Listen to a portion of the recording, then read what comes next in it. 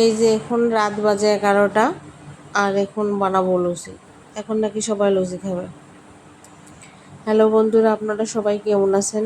আশা করি ভালো আছেন, আমিও ভালো আছি। নতুন একটা ব্লগে আপনাদেরকে সবাইকে ওয়েলকাম। এই যে এখানে লুচি করে নিচ্ছি, তারপর লুচি বানিয়ে নেব, তারপর ভাজবো। একটু তাড়াতাড়ি, অনেক রাত হয়ে গেছে যেহেতু, একটু তাড়াতাড়ি চেষ্টা করব বানানোর সব কিছু।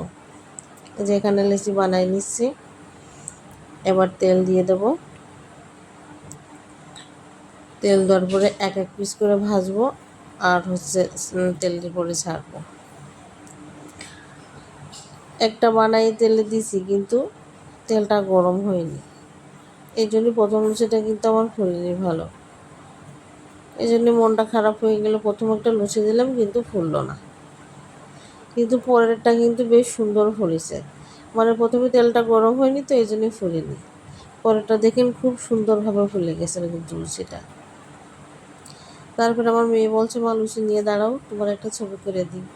এই যে দাঁড়াইছে, একটা ছবি করে দিতেছে। পরের দিন দুপুরবেলায় যে রান্না করতে শুরু করে দিছি কাতলা মাছ দিয়ে আলু দিয়ে ঝোল। মাছগুলো তো ভেজে নিয়েছি, এরপর আলুগুলো মানে তেলের পরে শুধু পেঁয়াজটা আলুটা দিয়ে ভাজা শুরু করেছি। এদিকে যে বেগুন ভাজি করে নিচ্ছি। দুপুরে গরম ভাতে কিন্তু বেগুন ভাজিটা বেশ ভালো লাগে। আর এদিকে সব মশলা দিয়ে এই যে আলুগুলো সুন্দর করে কষিয়ে নিচ্ছি। মাছের ঝোল, একটু বড় মাছের ঝোল আমি এইভাবেই রান্না করার চেষ্টা করি। এই যে রান্নাটাও শেষ হয়ে গেছে, ঝোল একটু বেশি হয়ে গেছে আজকে, তারপরে এইভাবেই নামাই ফেলেছি তরকারিটা। আর দুপুরবেলায় যে রান্নার শেষে মাছ কাটতে বসে গেছি।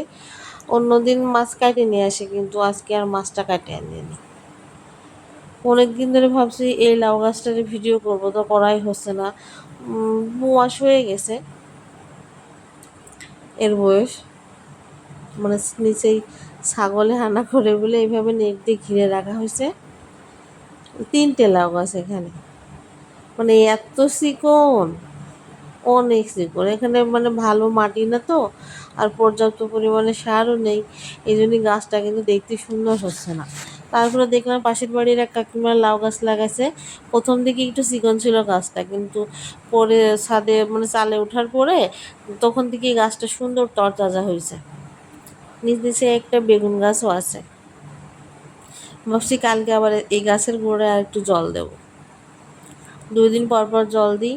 আর এই জায়গায় শুকনো মাটি একদম, মানে একদিন পর পর না দিলে একদম শুকোই যায়, সাদা হয়ে যাচ্ছে মাটিগুলো।